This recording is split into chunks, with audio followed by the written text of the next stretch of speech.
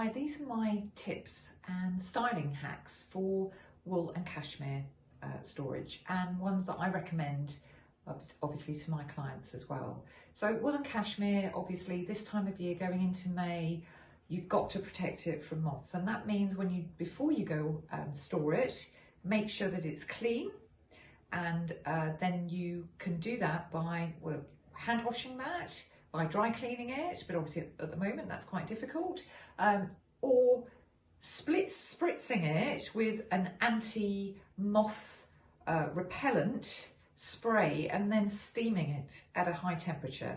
Now, if you do have one of these handheld steamers, they're brilliant, and I also use them to refresh clothing as well, because sometimes you don't always want to wash it all the time, and it's not actually dirty, it could just be creased.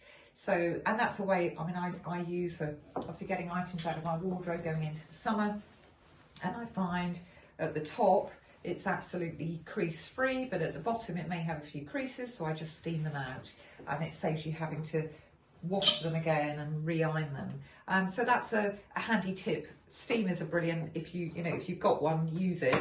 It's fab.